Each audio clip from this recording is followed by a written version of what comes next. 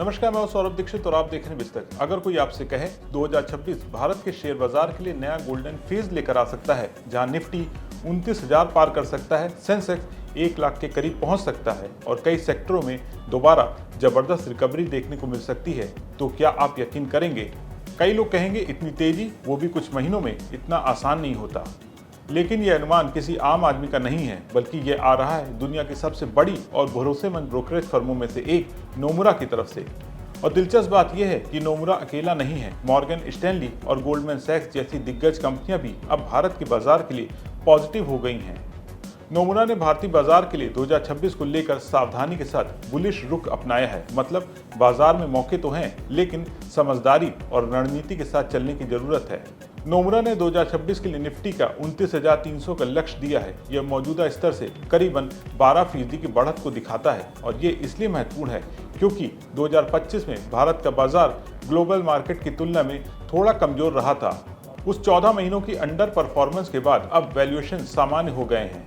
यानी अब भारत का बाजार ना ज्यादा महंगा है और ना ही ज्यादा सस्ता है और लंबे वक्त के निवेशकों के लिए एक अच्छा एंट्री पॉइंट है। बीते हफ्ते निफ्टी 50 ने 26,300 के ऊपर और सेंसेक्स ने 86,100 के ऊपर ऑल टाइम हाई बनाया है। बैंक निफ्टी भी पहली बार 60,000 के ऊपर गया। ये अपने आप में एक संकेत है, निवेशकों के अंदर भरोसा मजबूत है। ये सिर्फ घरेलू निवेशकों के विश्वास है जिसने बाजार को संभाला हुआ है। नोमुरा के मुताबिक भारत के शेयर बाजार में एक बेहद खास है जहां घरेलू निवेशकों की ताकत है। भारतीय परिवारों की 13% बचत इक्विटी में जा रही है। आईपीओ और नई लिस्टिंग ने इस पैसे का 78% अपने अंदर समेट लिया और फिर भी बाजार में कोई दिक्कत नहीं हुई। सेंटिमेंट पूरी तरह पॉजिटिव रहा, यानी भारतीय निवेशक बाजार को अपने दम पर संभालने लगे हैं।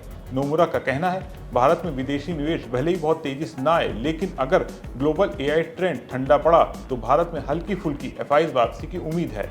नोमुरा का अनुमान है कि कंपनियों की कमाई 2026 में डबल डिजिट ग्रोथ दिखा सकती है। इसका कारण है 2025 का कमजोर बेस, कमोडिटी आधारित सेक्टरों में तेज रिकवरी, बेहतर मांग, स्थिर अर्थव्यवस्था।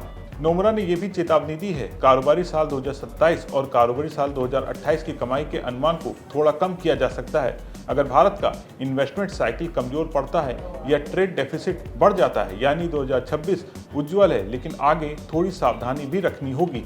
नोमुरा किन सेक्टरों को लेकर सबसे ज्यादा बुलिश है?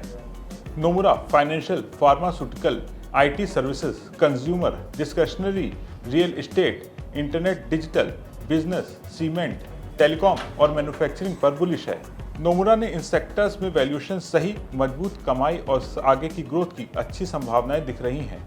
नोमुरा ने कुछ सेक्टर्स पर रेड फ्लैग भी दिखाया है। इनमें consumer staples, infrastructure, capital goods और हेल्थ केयर सर्विसेज शामिल हैं, क्योंकि इन सेक्टरों में या तो वैल्यूएशन बहुत ऊंचा है या ग्रोथ की रफ्तार पक्की नहीं है और सरकार का असर बहुत है, जो नीति के हिसाब से जोखिम भरा हो सकता है।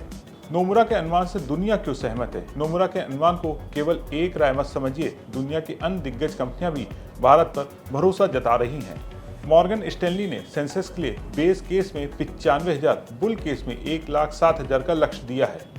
इस टारगेट की टाइमलाइन दिसंबर 2026 में दी गई है। गोल्डमैन सैक्स ने भी दिया ओवरवेट रेटिंग के साथ निफ्टी का 29,000 का लक्ष्य दिया है। इसके पीछे वजह है मजबूत घरेलू निवेश, बेहतर आर्थिक माहौल और कंपनियों के नतीजों में स्थिरता बताई गई है। तीनों बड़ी फर्म एक ही तरफ इशारा कर रहे हैं। 2026 भारत के बाजार के लिए बड़ा साल साबित हो सकता है, यानी आने वाला साल बाजार में मोटा पैसा बना सकता है। इस पर आपका क्या सोचना है? कमेंट करके जरूर बताएं और वीडियो पसंद आया हो तो उसे लाइक और शेयर करना ना भूलें। बिजनेस जगत की तमाम बड़ी खबरों को देखने के लिए बने रहें विस्तक के साथ।